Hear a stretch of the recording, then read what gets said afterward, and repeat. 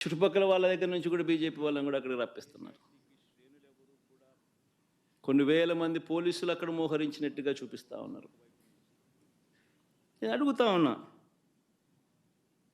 ఎందుకు ఇంతగా topic divert చేయడానికి కోసం ఎందుకు ప్రయత్నం చేస్తూ ఉన్నారు? ఎందుకు ఇలా టాపిక్ డైవర్ట్ చేయడం కోసం ఎందుకు ఇంత ఆరాట పడతా ఉన్నారు?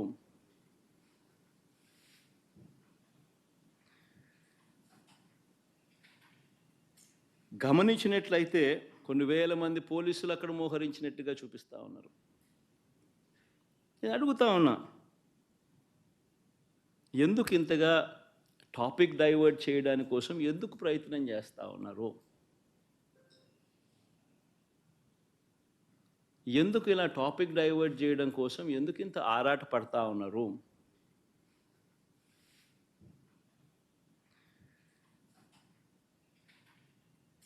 గమనించినట్లయితే తిరుపతి లడ్డూల విషయంలో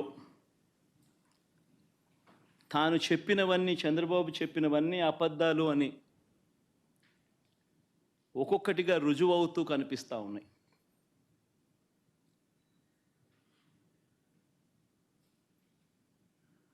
ఆ కనిపించే నేపథ్యంలో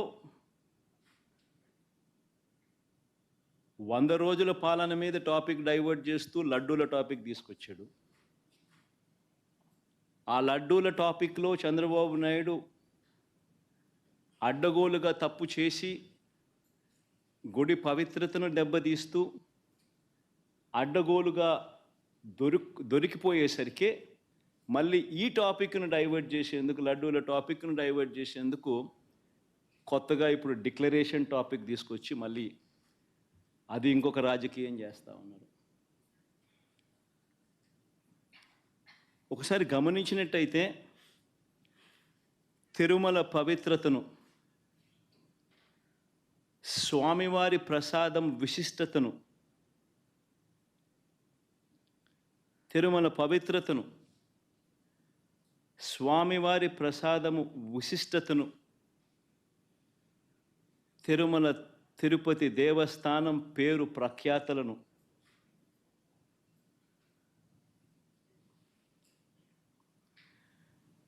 రాజకీయ దుర్బుద్ధితో, ఐ రిపీట్ దిస్ వర్డ్, రాజకీయ దుర్బుద్ధితో, జంతువుల కొవ్వుతో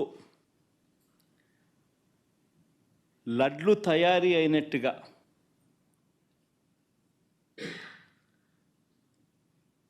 ఒక జరగని విషయాన్ని జరిగినట్టుగా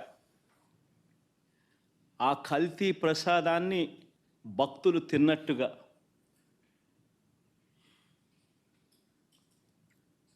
నిజంగా ఒక ముఖ్యమంత్రి స్థానంలో ఉన్న వ్యక్తి తెలిసి అబద్ధాలు ఆడుతూ, అసత్యాలు చెబుతూ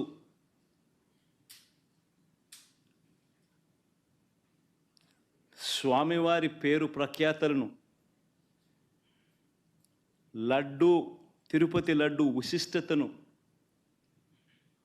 దగ్గరుండి అపవిత్రం చేసే కార్యక్రమం సాక్షాత్తు ఒక ముఖ్యమంత్రి చేస్తూ ఉంటే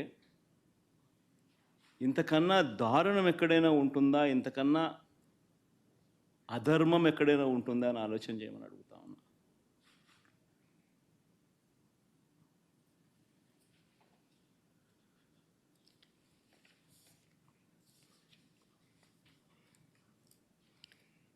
ఒకసారి వీటికి సంబంధించిన విషయాలు మరొక్కసారి పునరుద్ఘాటిస్తా. ఏ రకంగా చంద్రబాబు నాయుడు గారు అనే వ్యక్తి ఏ రకంగా తాను అబద్ధాలు చెబుతూ అబద్ధాలకు ఏ రకంగా తాను రెక్కలు కట్టాడు అన్న విషయాలను మరొక్కసారి మీ అందరికీ కూడా ఆధారాలతో రొటీన్గా జరిగే కార్యక్రమం. దీనికి సంబంధించి దశాబ్దాలుగా జరుగుతూ ఉన్న కార్యక్రమం ఇది. ఇదేదో కొత్తగా ఒకరి వల్ల ఇప్పుడు జరుగుతూ ఉన్న కార్యక్రమం కాదు ఇది. 6 నెలలకు ఒకసారి ఈ టెండర్లు పిలుస్తారు. 6 నెలలకు ఒకసారి ఈ టెండర్ల ద్వారా ఎవరైనా కూడా క్వాలిఫై అయితే ఎవరైనా కూడా పార్టిసిపేట్ చేయొచ్చు. ఈ క్వాలిఫికేషన్ క్రైటీరియా కూడా ఇప్పుడు ఏదో కొత్తగా పెట్టినవి అంతకన్నా కాదు. ఇవన్నీ రొటీన్గా దశాబ్దాలుగా జరుగుతూ ఉండేటివి. తిరుపతి లడ్డు అంటే విశిష్టత ఉంది. వాళ్ళు తిరుపతి లడ్డు అని అంటే నా చిన్నప్పటి నుంచి కూడా తిరుపతి లడ్డు అని అంటే ఒక విశిష్టతగా దాన్ని చూసే పరిస్థితి. దాంట్లో ఉన్న టేస్టు వేరే లడ్లలో ఉండని టేస్ట్. ఇది మనందరికీ కూడా చిన్నతనం నుంచి మనమంతా కూడా చూస్తూనే ఉన్నాం. దశాబ్దాలుగా ఈ ప్రక్రియ జరుగుతూ ఉంది తిరుపతిలో. అలాంటి ఈ ప్రక్రియ ఒకసారి గమనించినట్లయితే అదే ప్రక్రియలో భాగంగా ప్రతి 6 నెలలకు ఒకసారి టెండర్లు పిలిచే కార్యక్రమం జరుగుతుంది. టెండర్లలో ఎవరైనా క్వాలిఫై అయిన వాళ్ళు ఎవరైనా పార్టిసిపేట్ చేయొచ్చు. ఆ క్వాలిఫై అయిన వాళ్ళలో L1 ఎవరికైతే వస్తుందో, తక్కువ రేటు ఎవరైతే కోట్ చేస్తారో వాళ్ళకు న్యాచురల్గా టీటీడీ బోర్డు టెండర్ను అప్రూవ్ చేస్తుంది. ఇది ఒక రొటీన్ ప్రక్రియ. దీంట్లో గవర్నమెంట్కి సంబంధమే ఉండదు వాస్తవం చెప్పాలంటే. టీటీడీ బోర్డు అన్నది కూడా ఒక ప్రసిద్ధికాంచిన బోర్డు. మామూలుగా దాంట్లో బోర్డులో సభ్యులు కూడా దేశం మొత్తం నుంచి కూడా దాంట్లో సభ్యత్వం తీసుకుంటారు. కేంద్ర మంత్రులు రికమెండేషన్ చేస్తారు టీటీడీ బోర్డుకు సంబంధించిన బోర్డు మెంబర్స్ను. చుట్టుపక్కల రాష్ట్రాల ముఖ్యమంత్రులు కూడా రికమెండ్ చేస్తారు టీటీడీ బోర్డుకు సంబంధించిన బోర్డు సభ్యత్వం కోసం. అంటే వాళ్ళ రాష్ట్రాలలో వాళ్ళు విశిష్టత ఉన్న వ్యక్తులనుగా భావించిన వాళ్ళను వాళ్ళు రికమెండ్ చేస్తారు. అటువంటి కూర్పుతో కూడిన టీటీడీ బోర్డు అది. అక్కడ ఉన్న వాళ్ళు ఎవరు కూడా తప్పు చేయాలనుకున్నా కూడా తప్పు చేయలేని పారదర్శక పద్ధతిలో టీటీడీలో ఓవర్ ది డికేడ్స్ సిస్టమ్స్ అన్నీ ఇవాల్వ్ అయి ఉన్నాయి. అక్కడ వచ్చే వాళ్ళు కూడా బోర్డు మెంబర్స్ కూడా ప్రసిద్ధిగాంచిన వ్యక్తులు. పారదర్శక విధానంతో దేవునికి ఇంకా ఎలా చేస్తే మంచి, దేవునికి ఇంకా మంచి చేయాలి అని తాపత్రయంతో అక్కడ బోర్డు మెంబర్స్గా వాళ్ళు కూర్చొని నిర్ణయాలు తీసుకుంటారు. ఇవన్నీ నేను చెప్పేటివన్నీ ఏదైతే చెప్తా ఉన్నామో ఇవన్నీ కూడా మనందరికీ తెలిసిన విషయాలే, వాస్తవాలు. ఇక్కడ ఈ ప్రక్రియలో కూడా ఇదే మాదిరిగానే టెండర్లు పిలిచారు. 6 నెలలకు ఒకసారి పిలిచే ఈ టెండరింగ్ ప్రక్రియలో ఆ టెండర్లలో క్వాలిఫై అయిన వాళ్ళను, L1గా ఎవరైతే వచ్చారో వాళ్ళను టెండర్స్ అప్రూవ్ చేసి వాళ్ళందరికీ కూడా ఇవ్వడం జరిగింది. ఆ టెండర్లలో అప్రూవ్ చేసిన వాళ్ళు ఒక్కరికే పూర్తిగా కూడా ఇచ్చే కార్యక్రమం కూడా జరగదు. వాళ్ళకు 65% మేరకు వాళ్ళకు ఆ మాదిరిగా ఇస్తారు. మిగిలిన వాళ్లకు అదే రేటుకు మిగిలిన వాళ్ళను కూడా తగ్గించి మిగతా వాళ్ళను కూడా ఇచ్చుకుంటూ పోతారు టెండర్లలో పార్టిసిపేట్ చేసిన వాళ్ళకు కూడా. ఇది రొటీన్గా జరుగుతూ ఉన్న కార్యక్రమాలు దశాబ్దాలుగా. ఇదే మాదిరిగా సప్లై చేసే వాళ్ళు సప్లై చేస్తూ పోతున్నారు. సప్లై చేసే మెకానిజంలో కూడా రోబస్ట్ పద్ధతులు ఉన్నాయి. ఎవరైతే క్వాలిఫై అవుతారో వాళ్ళు సప్లై చేసే ప్రతి ట్యాంకర్తో పాటు NABL సర్టిఫైడ్ ల్యాబ్స్ నుంచి వాళ్ళు క్వాలిటీ చెక్ చేయించుకొని ఆ ట్యాంకర్లలో ఉన్న ప్రోడక్ట్ క్వాలిటీని నిర్ధారిస్తూ ఒక సర్టిఫికెట్ తీసుకొని వస్తారు. వచ్చిన తర్వాత ఆ ట్యాంకర్ ఆ సర్టిఫికెట్తో వచ్చిన తర్వాత కూడా తిరుమల తిరుపతి దేవస్థానంలో మళ్ళీ 3 టెస్టులు 3 శాంపుల్స్ చేస్తారు ప్రతి ట్యాంకర్కు. This is a protocol, mandatory protocol ఇది. ఆ 3 టెస్టులు పాస్ అయితేనే ఏ వెహికల్ అయినా కూడా ముందుకు పోనిస్తారు. ఆ 3 టెస్టులలో ఏ టెస్ట్ ఫెయిల్ అయినా కూడా అసలు వెహికల్ ముందుకు కూడా పోదు, తిరిగి వెనక్కి పంపించేస్తారు. ఈ ప్రక్రియ దశాబ్దాలుగా జరుగుతూ ఉంది. చంద్రబాబు నాయుడు గారి హయాంలో 2014 నుంచి 19 మధ్యలో 14 నుంచి 15 సార్లు చంద్రబాబు నాయుడు హయాంలో ఇలానే ట్యాంకర్లు వస్తే క్వాలిటీ లేదని రిజెక్ట్ చేశారు, వెనక్కి పంపించారు. 14 నుంచి 15 సార్లు.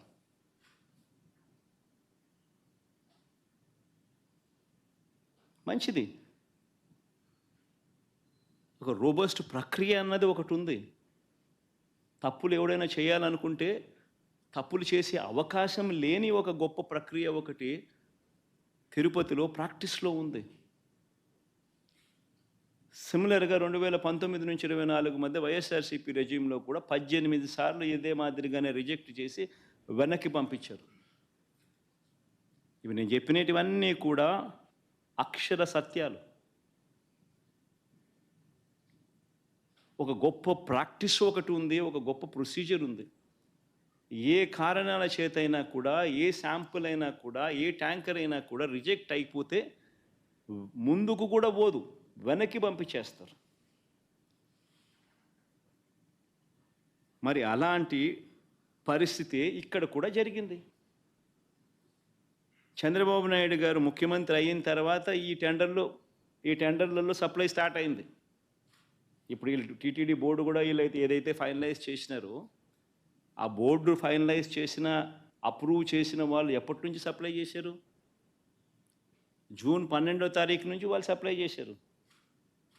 అంటే అప్పటికి చంద్రబాబు నాయుడు గారి ప్రభుత్వం వచ్చింది. వచ్చిన తర్వాత ఈ సప్లైలు మొదలయ్యాయి. మొదలైన ఈ సప్లైలలో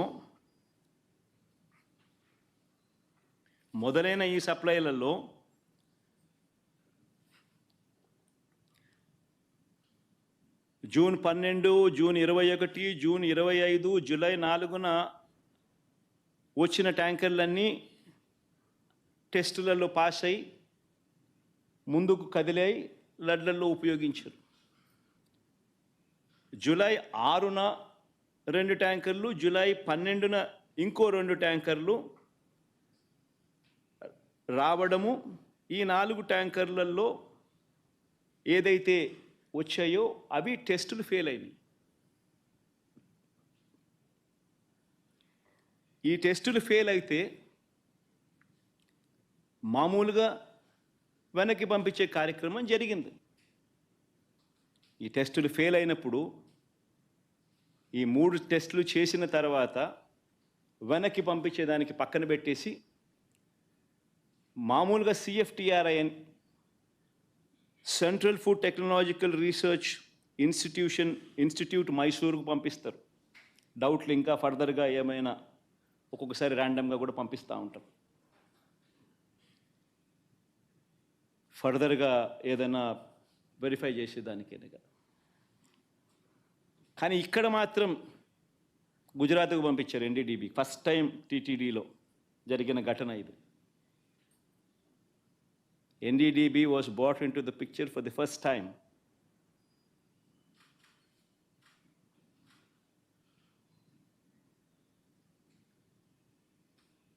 ఇప్పుడు గుజరాత్కు ఫస్ట్ టైం పంపించారు NDDB రిపోర్ట్. NDDB రిపోర్టుకు పంపిస్తే NDDB రిపోర్టు జూలై 23న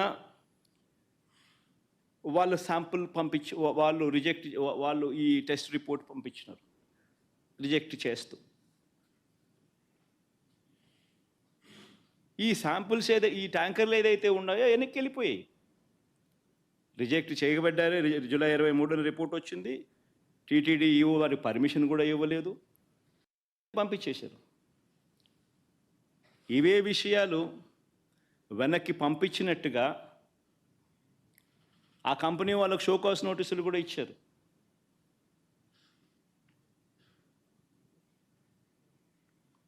మీ ట్యాంకర్లు మీకు వెనక్కి పంపించేసేస్తున్నాం, పంపించడంతో పాటు మీకు షోకాస్ నోటీస్ కూడా ఇస్తున్నాము అని చెప్పి కూడా ఇచ్చారు. సో నేను అడుగుతా ఉన్నా, వాడని మెటీరియల్, వాడని నెయ్యి క్లియర్గా వాడని నెయ్యి అని చెప్పి క్లియర్గా తెలుస్తూ ఉన్నా, ఆ నెయ్యి వాడకంలో వాడలేదు అని తెలుస్తూ ఉన్నా. చంద్రబాబు నాయుడు గారు ఉద్దేశపూర్వకంగా ఎందుకు ఆ నెయ్యి వాడారు అని 2 నెలల తర్వాత సెప్టెంబర్ 18వ తారీఖున ఎందుకు అన్నాడు?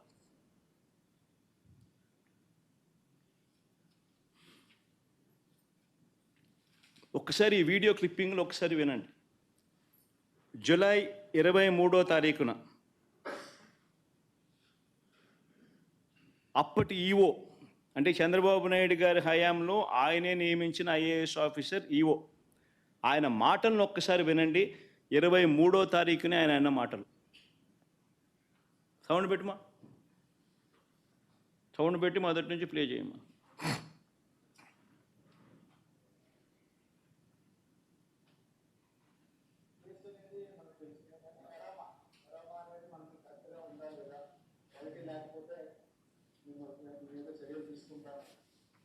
మేనేజ్మెంట్ వాళ్ళు వచ్చారు, ఒకరు మాట్లాడుతుంటారు. చెప్పిన తర్వాత కొంతమంది ఇంప్రూవ్ చేశారు. ఆ శాంపుల్స్లో అడల్టరేషన్ ఉందని తెలియదు. అడల్టరేషన్ ఏం అడల్టరేషన్ ఉందంటే వెజిటబుల్ ఫ్యాట్స్. వెజిటబుల్ ఫ్యాట్స్ అంటే వనస్పతి అంటాం కదా, వెజిటబుల్ బియ్య వనస్పతి అది తెలిసిందని తెలిసింది. ఆ సప్లైకి బ్లాక్ లిస్ట్ చేయడానికి షోకాల్ నోటీస్ ఇవ్వడం జరిగింది. ఈ టెండర్ ట్యాంకర్స్ కూడా 2 ట్యాంకర్స్ ఉన్నాయి. ఆ 2 ట్యాంకర్స్ కూడా రిజెక్ట్ చేయడం జరిగింది. ఆ 2 ట్యాంకర్లను కూడా రిజెక్ట్ చేయడం జరిగింది. షోకాస్ నోటీస్ ఇవ్వడం జరిగింది. వనస్పతి ఆయిల్ అడల్టరేషన్ చేసినారని కూడా ఆయన అన్నాడు. మరి క్లియర్ కట్గా 23వ తారీఖునే, జూలై 23వ తారీఖునే ఈఓ వెరీ క్లియర్గా వాడకంలోకి ఇది తీసుకొని రాలేదు అని చెప్పి ఇంత క్రిస్టల్ క్లియర్గా చెప్పినా కూడా 2 నెలల తర్వాత సెప్టెంబర్ 18వ తారీఖున చంద్రబాబు నాయుడు గారు అనే వ్యక్తి అన్నీ తెలిసి తాను ఏ రకంగా అబద్ధాలు ఆడాడో వినండి ఒకసారి. దగ్గర పెట్టే ప్రసాదం అపవిత్రం చేసే విధంగా ఓసారి బాధేస్తుంది. నాసి రకమైన ఇంగ్రీడియంట్సే కాకుండా ఫ్యాట్ కూడా వాడారని, ఏది గీకు బదులు. ఘీకి బదులు యానిమల్ ఫ్యాట్ కూడా వాడారని, లడ్లు తయారయ్యాయని, భక్తులకు పంచారని, భక్తులు తిన్నారని ఏకంగా సాక్షాత్తు ఒక ముఖ్యమంత్రి అన్నీ తెలిసిన వ్యక్తి అబద్ధాలు ఆడడం. మళ్ళీ సెప్టెంబర్ 20వ తారీఖున ఈఓ మళ్ళీ ఇచ్చిన ఇంటర్వ్యూ, చంద్రబాబు నాయుడు గారు 18వ తారీఖున తాను ఈ మాటను మాట్లాడితే సెప్టెంబర్ 19వ తారీఖున, అంటే చంద్రబాబు నాయుడు మాట్లాడిన మరుసటి రోజే సెప్టెంబర్ 19వ తారీఖున ఏకంగా తెలుగుదేశం పార్టీ వాళ్ళు వాళ్ళ తెలుగుదేశం పార్టీ ఆఫీస్ ఈ ఎన్డీడీబీ గుజరాత్ నుంచి తెప్పించిన ఈ కాన్ఫిడెన్షియల్ రిపోర్టును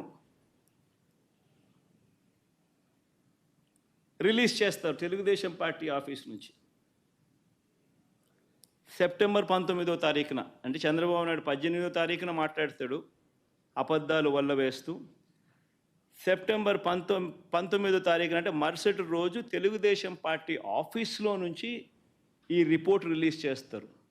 ఈ ఎన్డీడీబీ రిపోర్ట్, గుజరాత్ నుంచి వచ్చిన ఈ కాన్ఫిడెన్షియల్ రిపోర్టును తెలుగుదేశం పార్టీ ఆఫీస్ రిలీజ్ చేస్తుంది. చేసిన తర్వాత మళ్ళీ 20వ తారీఖున టీటీడీ ఈఓ తాను ప్రెస్లో మాట్లాడుతూ తానేమన్నాడో ఒక్కసారి విందాం.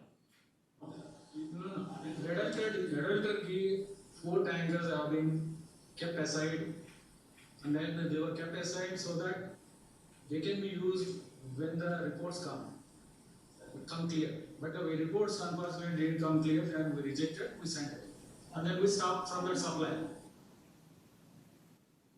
20వ తారీఖున మళ్ళీ రీకన్ఫర్మ్ చేశాడు ఈఓ. ట్యాంకర్లలో వచ్చిన నెయ్యిని మేము వాడలేదు.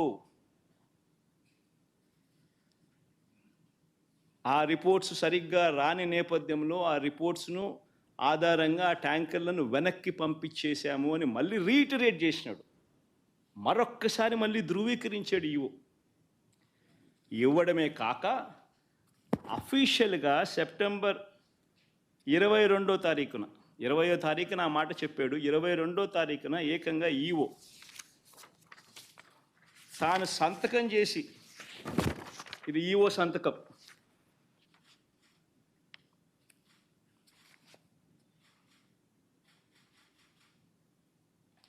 తాను సంతకం చేసి గవర్నమెంట్కు రిపోర్ట్ ఇచ్చాడు సెప్టెంబర్ 22వ తారీఖున. ఆ రిపోర్ట్లో ఆయన ఏమని ఇచ్చాడు? ఎక్కువ చదవనులే, క్లుప్తంగా చెప్తాను. హీ వాజ్ సెలెక్టెడ్ ఇన్ ఈ టెండర్, త్రూ ఈ టెండర్ ద్వారా సెలెక్ట్ అయ్యారు. Started supply from 12th June 2024. However, his two tankers on 6th July and two more tankers on 15th July were found to be of poor quality during our physical verification. Tarvata, accordingly, 4 samples were sent to NDDB lab, NDDP lab, Anand, Gujarat, confidentially for testing its quality. Confidentially అనే పదం నేను ఇక retreat చేస్తున్నాను. Confidentially for testing its quality. The report was received on 16th July and 23rd July. The adulterated cow ghee tankers supplied by the dairy was returned back. Vanaki పంపించేశాం and stopped further supplies from them, and show cause notice was issued to them.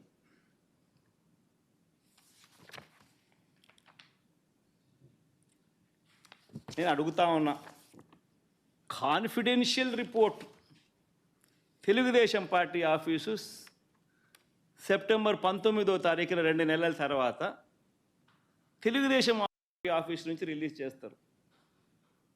ఈ గుజరాత్ నుంచి వచ్చిన ఈ NDDB report.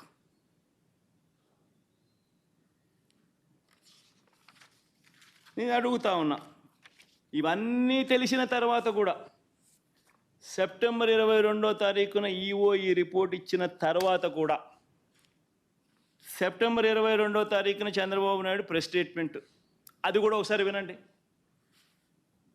ఇక్కడికి వచ్చినప్పుడు 4 tankers, అప్పటికే 4 tankers వచ్చేసి దాన్ని వాడారు. అంటే చంద్రబాబు నాయుడు ఇంత రిపోర్ట్ వచ్చిన తర్వాత, ఈఓ ఇన్నిసార్లు స్టేట్మెంట్ ఇచ్చిన తర్వాత, ఇంత చెప్పిన తర్వాత కూడా 22వ తారీఖున చంద్రబాబు నాయుడు మళ్ళా ప్రెస్ మీట్ పెట్టి ట్యాంకర్లు వచ్చేసాయి, దాన్ని వాడేశారు అని మళ్ళా అబద్ధాలు ఆడుతూ మళ్ళీ చెప్తాడు.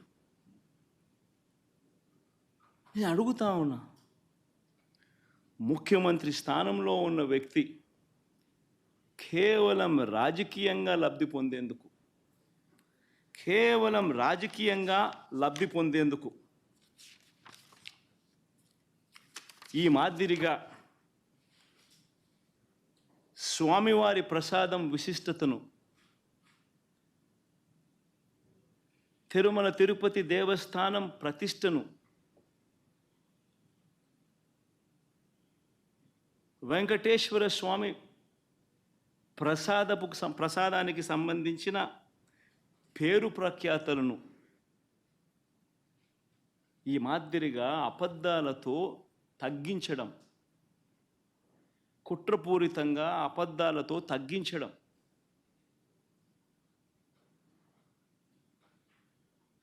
అపవిత్రత కాదా అని అడుగుతా ఉన్నా.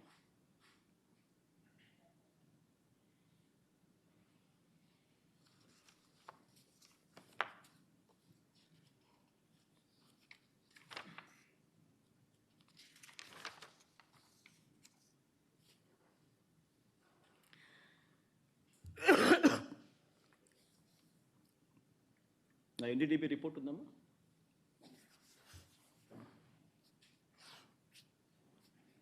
పోనీ ఆ ఎన్డీడీబీ రిపోర్ట్, ఆ గుజరాత్ నుంచి వచ్చిన ఎన్డీడీబీ రిపోర్ట్, పోనీ ఆ రిపోర్ట్ అన్నా కానీ ఖచ్చితత్వం ఉందా? ఆ రిపోర్ట్ అయినా ఖచ్చితమైన రిపోర్టా అని అంటే ఒకసారి గమనిస్తే ఆ రిపోర్ట్లో వాళ్ళే డిస్క్లైమర్లు రాసినారు. ఆ రిపోర్ట్లో వాళ్ళే డిస్క్లైమర్లు రాశారు. ఆ రిపోర్ట్ ఒకసారి కూడా చూపించు, తప్పే ఉంది. ఆ రిపోర్ట్ డిస్క్లైమర్ చూపించు, ఆ రిపోర్ట్ టెలికాస్ట్ పెట్టండి. ఆ రిపోర్ట్లో వాళ్ళే డిస్క్లైమర్ రాశారు. ఏమని రాశారు?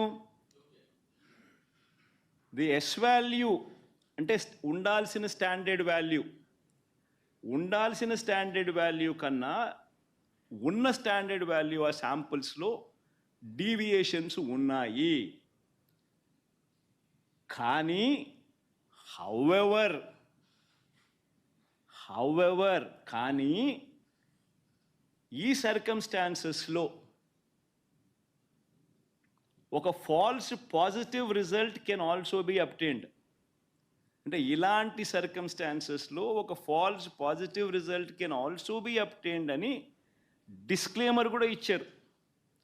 ఆ false positive result can be obtained అనే డిస్క్లైమర్లో వాళ్ళు ఇచ్చిన పరిస్థితులు ఏమిటంటే, if the milk is obtained from bovine milk other than cow's milk,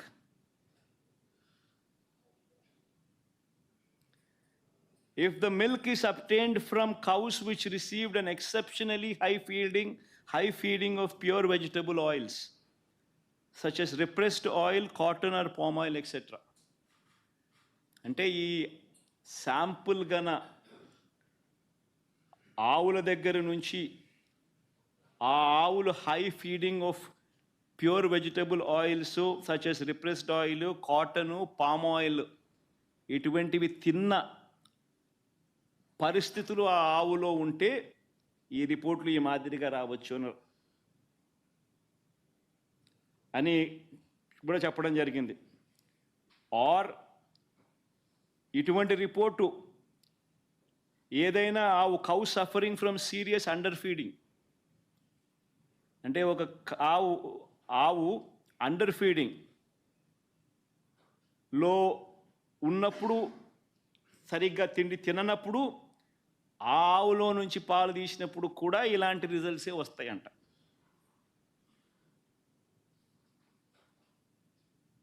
ఇవన్నీ రిపోర్ట్లో వాళ్ళు డిస్క్లైమర్స్ కింద రాసినారు.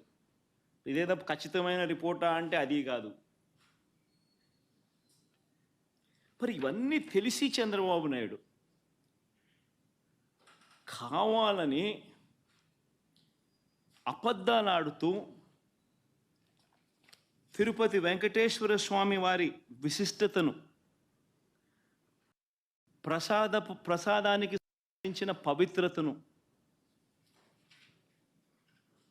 దగ్గర ఉండి కావాలని అబద్ధాలు చెప్పి అనుమానపు బీజాలు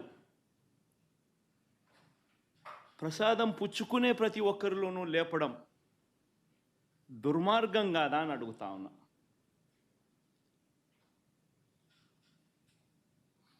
అపవిత్రం కాదా అని అడుగుతా ఉన్నా. నీ రాజకీయ స్వార్థం కోసం వెంకటేశ్వర స్వామి ప్రతిష్టను దిగజారుస్తూ ఉన్నాం. నీ రాజకీయ స్వార్థం కోసం వెంకటేశ్వర స్వామి ప్రసాదానికి సంబంధించిన విశిష్టతను దిగజారుస్తూ ఉన్నాం. జరగనిది జరిగినట్టుగా, అనిమల్ ఫ్యాట్తో తయారు చేసినట్టుగా ఒక అబద్ధాన్ని ప్రచారం చేస్తూ ఉన్నాం.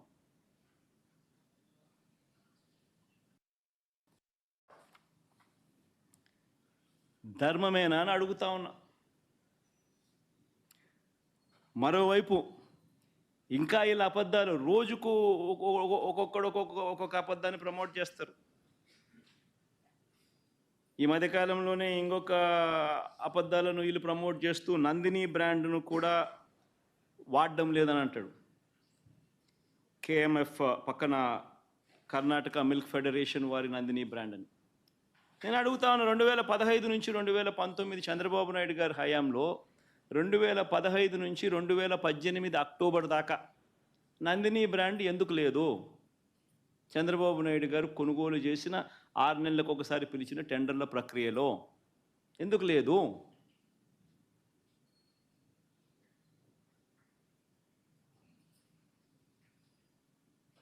నందిని వాళ్ళు కూడా అప్పుడప్పుడు పార్టిసిపేట్ చేస్తారు, అప్పుడప్పుడు పార్టిసిపేట్ చేయరు.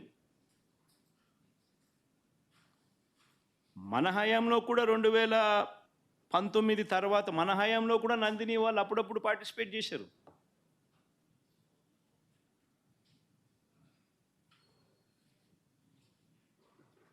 రేటు ఇంకోటి అంటాడు, 320 రూపాయలకి నెయ్యి ఎట్టు వస్తుందని. ఇంకా ఆశ్చర్యకరమైన విషయం అండి, నాకు అర్థం కాల. చంద్రబాబు నాయుడు గారి హయాంలో 2015 నుంచి 19 వాళ్ళు ప్రొక్యూర్ చేశారు కదా నెయ్యిని, టెండర్లు పిలిచి ఇదే మాదిరిగానే ఈ టెండర్ల ద్వారా పిలిచి ప్రొక్యూర్ చేశారు కదా. ఏ రేటుకు ప్రొక్యూర్ చేసినారు? అదే క్వాలిటీ నెయ్యే కదా ఇప్పుడు కూడా. అప్పుడు అదే క్వాలిటీ, ఇప్పుడు అదే క్వాలిటీ. దశాబ్దాలుగా నెయ్యి క్వాలిటీ అదే, కొత్తగా మారింది ఏమీ లేదు. అవే ఆవులు, అవే డైరీలు, అవే ఆవులు, అవే పాలు, అవే నెయ్యి, అదే క్వాలిటీ. ఆ క్వాలిటీ ఉంటే తీసుకుంటారు, లేకపోతే తీసుకోరు. చంద్రబాబు నాయుడు హయాంలో నెయ్యి ఏ రేటుకు కొన్నారు? 276 రూపాయలు 2015లో కొన్నారు టెండర్ల ద్వారానే. 2019 జనవరిలో, అంటే ఆయన చివరి దాంట్లో 324 రూపాయలు కొన్నారు. మరి అడేటప్పుడు ఇక్కడ 320 కొంటే తప్పేముందయా? ఉన్న రేట్ అది. వాళ్ళ టెండర్లలో వాళ్ళు కోట్ చేసినారు, L1 కింద ఎవడైతే వాళ్ళకి ఇచ్చినారు. ఏం తప్పు జరుగుతూ ఉంది? నీ హయాం అంతా ఇదే రేట్లతోనే జరిగాయి, కొనుగోలు చేశారు. మరి ఇప్పుడు కూడా అదే రేట్లతోనే కొనుగోలు జరుగుతూ ఉంది. కేవలం చంద్రబాబు నాయుడు ఇప్పుడు ఆయన హెరిటేజ్ పాలను కార్టెల్ ఫామ్ చేసి నెయ్యి రేట్లు పెంచేసి ఆ కార్టెల్లో చంద్రబాబు నాయుడు హెరిటేజ్ కంపెనీ లాభపడాలనే ఉద్దేశంతో కొత్తగా ఇప్పుడు రేట్లు పెంచడం కోసం అని చెప్పి కొత్తగా ఇప్పుడు మాట్లాడుతూ ఉన్నాడు చంద్రబాబు నాయుడు. అదే క్వాలిటీ నెయ్యి, అయ్యే స్పెసిఫికేషన్స్ నువ్వు అడిగేది. దశాబ్దాలుగా నువ్వు అయ్యే స్పెసిఫికేషన్స్ అడుగుతున్నావు. అవే స్పెసిఫికేషన్స్ అప్పుడు అడుగుతున్నావు, అవే స్పెసిఫికేషన్స్ ఇప్పుడు అడుగుతున్నావు. అదే క్వాలిటీ అప్పుడు అడుగుతున్నావు, అదే క్వాలిటీ ఇప్పుడు అడుగుతున్నావు. తిరుపతి లడ్డు అన్న విశిష్టత మనం చాలా గొప్పగా చెప్పుకుంటాం. తిరుపతి లడ్డు టేస్ట్ చాలా బాగుంటుంది అని, గొప్ప టేస్ట్ అని. మన అదే క్వాలిటీ టేస్ట్, అదే నెయ్యి, అదే క్వాలిటీ, అదే టేస్ట్. అప్పుడైనా అంతే, ఇప్పుడైనా అంతే, ఎప్పుడైనా అంతే. మరి ఈ మాదిరిగా అబద్ధాలు ఆడడం ఎంత మటుకు ధర్మం?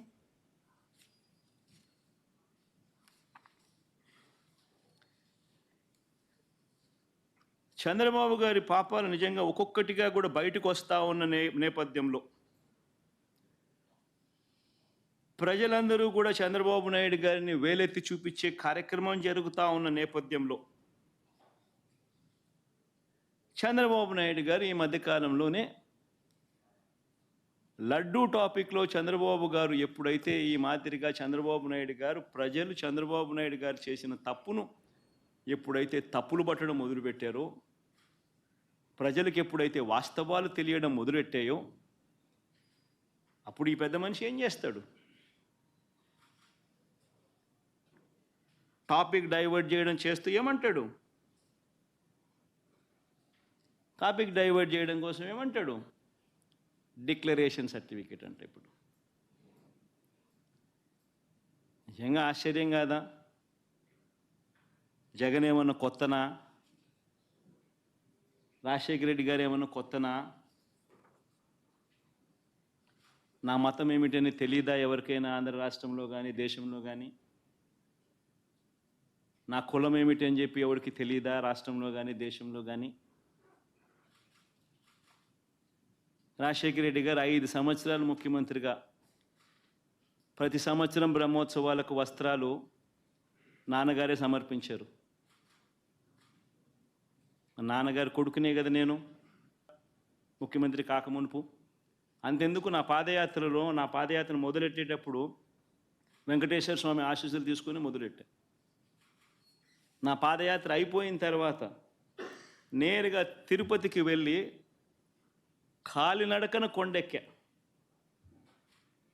తిరుపతికి వెళ్ళి కాలినడకన కొండెక్కి వెంకటేశ్వర స్వామి దర్శనం చేసుకొని తర్వాతనే ఇంటికి పోయా. నా పాదయాత్ర అయిపోయిన తర్వాత నా 3648 కిలోమీటర్లు నా పాదయాత్ర అయిపోయిన తర్వాత. ఇవన్నీ తెలియవా రాష్ట్ర ప్రజలకు? మన అప్పుడు చంద్రబాబు నాయుడు గారు ప్రభుత్వమే కదా అప్పుడు ఉండింది. అప్పుడు నేను ప్రతిపక్ష నాయకుడినే కదా అప్పుడు. మన ఆయన కళ్ళ ముందరనే కదా వెళ్ళింది, తిరుపతి కొండెక్కింది 2 సార్లు. మళ్ళీ దాని తర్వాత నేను ముఖ్యమంత్రి అయినా 5 సంవత్సరాలు తిరుపతి బ్రహ్మోత్సవాలకు దగ్గరుండి వస్త్రాలు నేనే సమర్పించా. వస్త్రాలను నెత్తిన పెట్టుకుని మోసుకుంటూ వెళ్ళి వెంకటేశ్వర స్వామి మీద భక్తి శ్రద్ధలు చూపిస్తూ వెంకటేశ్వర స్వామికి బట్టలు సమర్పించడం జరిగింది. నేను అడుగుతా ఉన్నా, ఫస్ట్ టైం ఎవడన్నా పోతా ఉన్నప్పుడు నువ్వేదో ఇట్లా మాటలు మాట్లాడినా అర్థం ఉంది. 10 సార్లు 11 సార్లు పోయిన తర్వాత ఈరోజు నేను తిరుమల తిరుపతి దేవస్థానానికి నేను పోతానంటే నేను అడ్డుకుంటూ ఈ మాదిరిగా నువ్వు నోటీసులు ఇస్తూ ఈ మాదిరిగా తిరుమల తిరుపతి దేవస్థానానికి నేను పోకూడదు అని చెప్పి ఈ మాదిరిగా నోటీసులు ఇస్తూ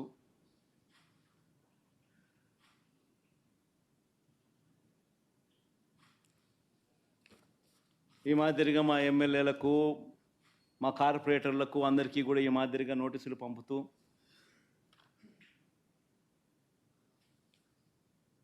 నేను అడుగుతా ఉన్నా, ఒక రాష్ట్ర ముఖ్యమంత్రి ఇంకా 5 సంవత్సరాలు బ్రహ్మోత్సవాలలో తిరుమల తిరుపతి దేవస్థానానికి వస్త్రాలు సమర్పించిన నేను, ఇన్నిసార్లు తిరుమల తిరుపతి దేవస్థానానికి వెళ్ళిన నేను, ఈరోజు తిరుమల తిరుపతి దేవస్థానానికి నేను రాకూడదట, పోకూడదట. కారణం ఏమిటంటే నా మతమట. నేను అడుగుతా ఉన్నా, నా మతం ఏమిటి అని అడుగుతా ఉన్నారు. అడుగుతా ఉన్నా నా మతం ఏమిటని. అవును, 4 గోడల మధ్య నేను బైబిల్ చదువుతాను, తప్పేముంది? బయటికి పోతే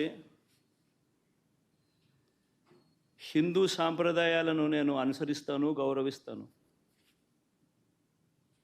బయటికి పోతే ఇస్లాంను అనుసరిస్తాను, గౌరవిస్తాను. బయటికి పోతే సిక్కిజంను అనుసరిస్తాను, సిక్కిజంను నేను గౌరవిస్తాను. నా మతం ఏమిటని అడుగుతా ఉన్నారు. నా మతం మానవత్వం. డిక్లరేషన్లో రాసుకుంటానేమో రాసుకుంటా.